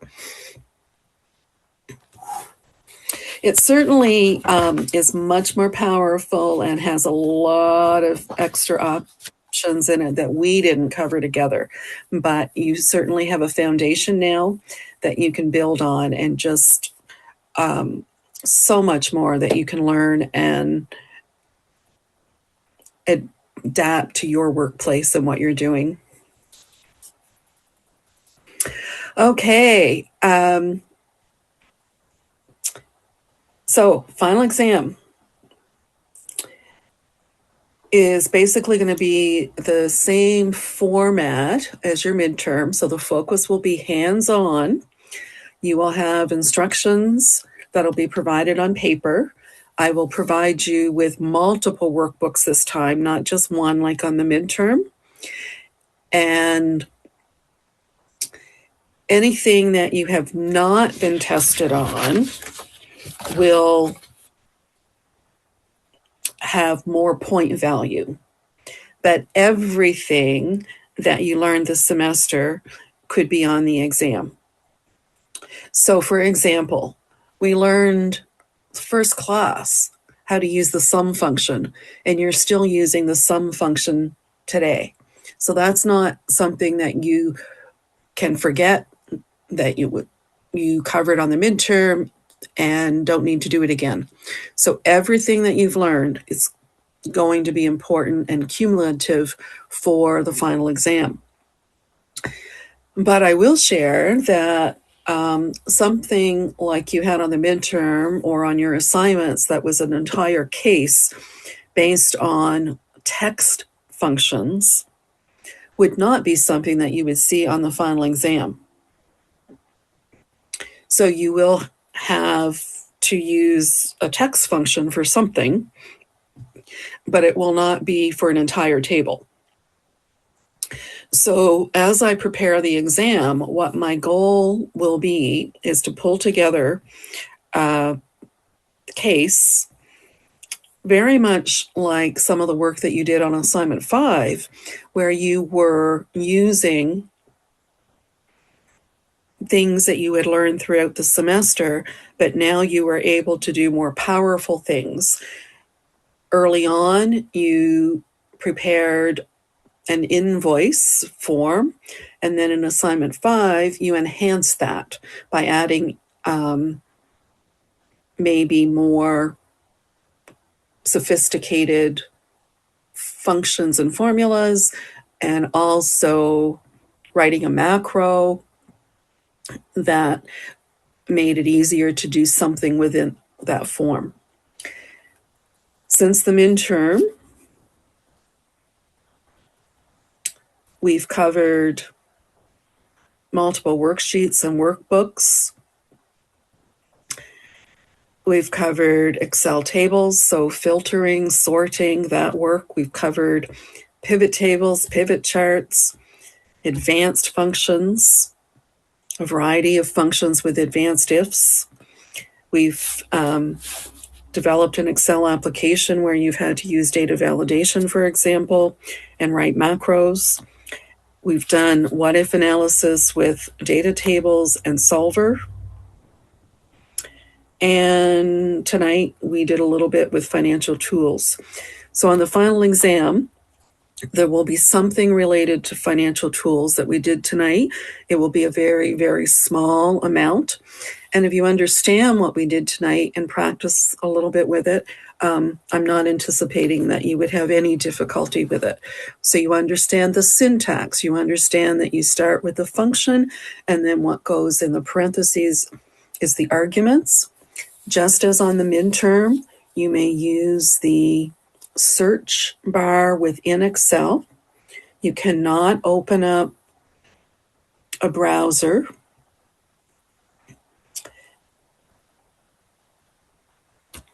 You can use your examples or hints that you have on your sheet of notes that you bring into the exam. And one of the things that I think happened with a few people on the midterm is that they weren't quite as prepared to use the search bar in Excel. And as you're practicing over the next little while, I'd suggest that you just pause and type something into that search bar just to see that Excel's giving you helpful information back. Sometimes it will take you directly to the dialog box where you need to go. Sometimes it will provide you with information outside of Excel, and that's fine. But if you're not comfortable in how to type in your question that you're looking for, it can really slow you down. So you don't want to do things that will make it harder for you. And also looking at the point values, which I will provide on the questions, you should decide, how long do I really want to spend on a question worth 1 point and risk not getting the exam done? So there will certainly be some parts that you have to do before you can move to the next part, but you still can leave out pieces and come back to it later, or just not worry about it. So I think it was Devin that typed progress over perfection. So you do want to make sure that for the exam that you are progressing through question after question and not getting held up. And getting it done is probably the smart thing to do versus trying to get every little thing perfect. So if you are writing a formula and you know it's wrong, don't delete it. You can leave it there and you'll have partial points for something, or you can go back to it and fix it up later. Think about what you're doing on the exam and relate that back in your head to things that you did throughout the semester, and that can also help you achieve an answer that you're not as comfortable with as you might like to be.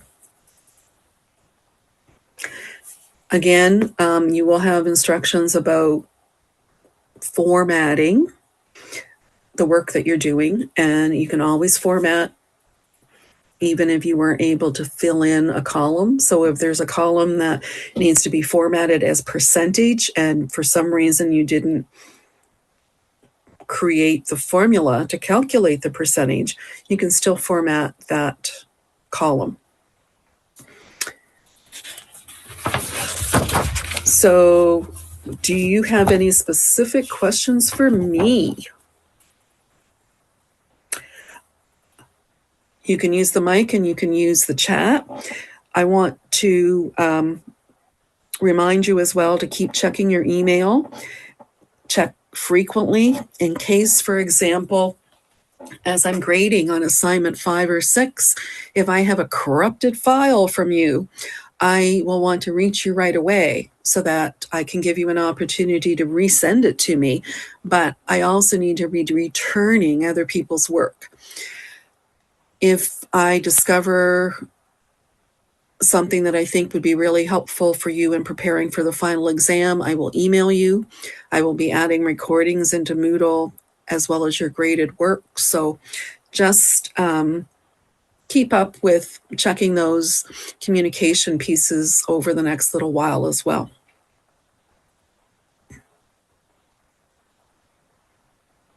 Save your work frequently during the exam. And also, a piece of advice,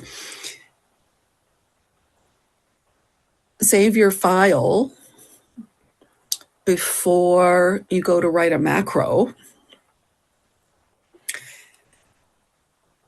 And then save your macro file with a different file name, just in case you do something silly when writing your macro. You don't want to delete a part of your exam if you are doing something by mistake. So having a backup of your file makes good sense. Happy to answer questions. Okay. If you could get all module info, what do you mean by that? Do you mean all the files from the modules from your book? Yeah, certainly. Most of them are there. The files from modules 10 and 11 are not there. However, when you purchased your textbook, whichever way that you purchased it, you still have the right yourself to go into the Cengage site and copy those files. But I'm happy to put those few remaining files into Moodle and you can copy them.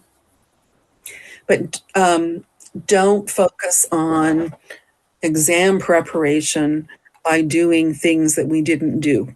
I don't think that would be a smart use of your time right now.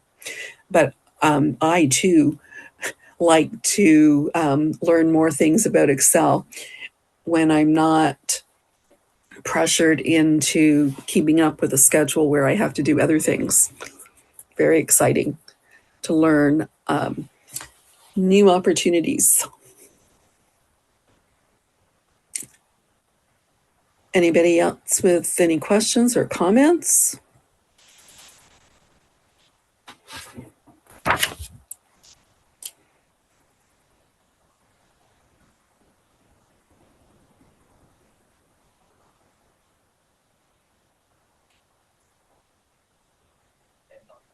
Hi, Paula.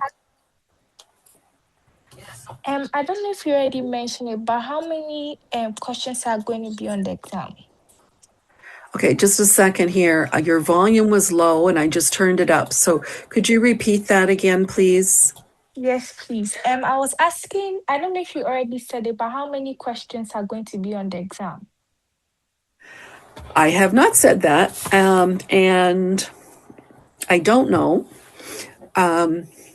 But I don't know that that would be really helpful because they wouldn't necessarily be the same length. Oh, okay.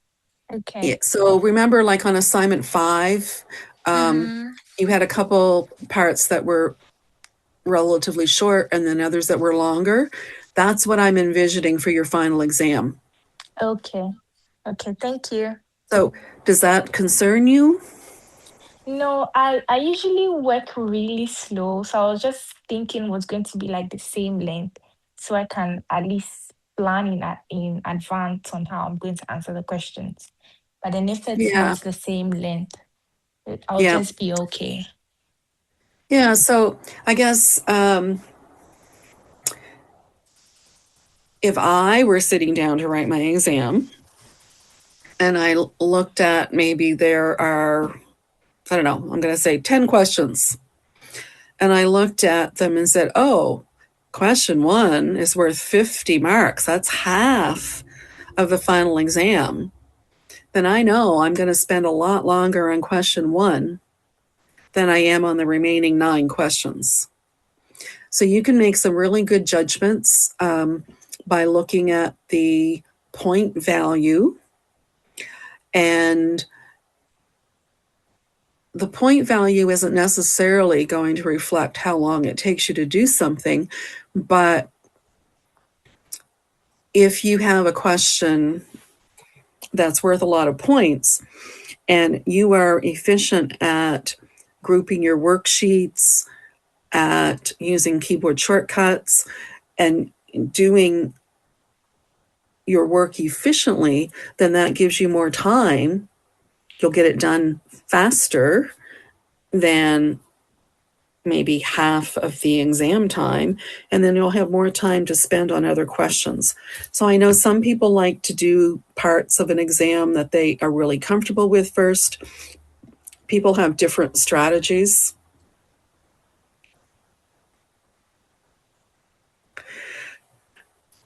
I just saw Dejani's question there. Sure, I'll make sure I have 10 questions just for you.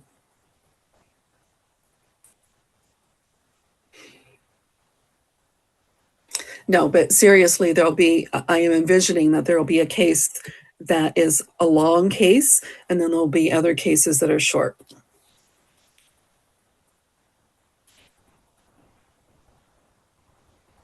Just like if you went to work and I was paying you to work for me, and I said, here's some work that you need to do in Excel. Get it done today. Get it done this afternoon. You just sit down and you work through it.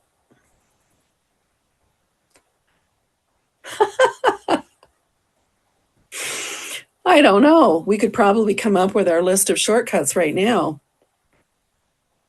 A lot of people I use the word shortcut here on this slide, and I don't know if you simply meant keyboard shortcuts or shortcuts in general, such as grouping worksheets. But your F4 key, super helpful to make a cell absolute. F2 to go back and look at a formula. A lot of the keyboard shortcuts that we did are applicable in other programs too, like saving, Control S. I don't know if anybody has a favorite shortcut you could share.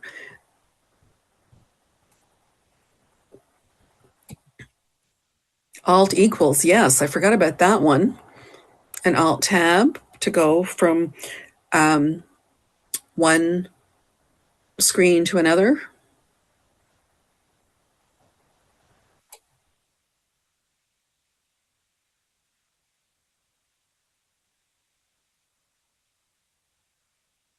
One of the actually, the first class, I mentioned to you that you might find it very helpful to make a list of all the functions as we covered them. And then you would have that to go back and just look at. And it could be part of your sheet of notes for the final exam.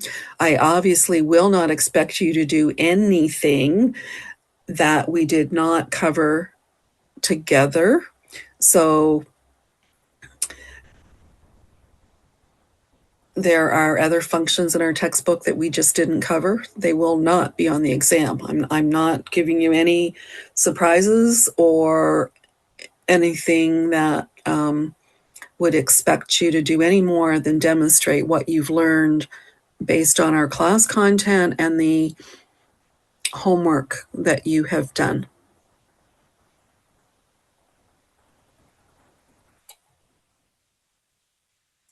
Okay, well, Hannah, on that note, it is 9:45, and I think a lot of you need to get some rest, and you are welcome to reach out to me. I can also meet you online. I can meet you individually, or we can have a time set up that you can ask questions as you are working on something. So keep in touch, and I look forward to seeing some of you again in person on April the 20th, which sounds like so far away, but it really isn't.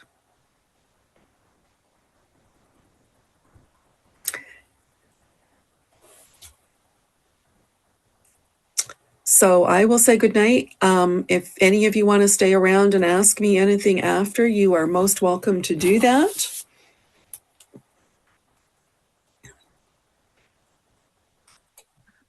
Thank you, Paula. You are very welcome, and I thank you all for your contributions. And for those of you who chuckled about my jokes behind the scene and I didn't know that you were really paying attention, thank you for that as well. You're welcome.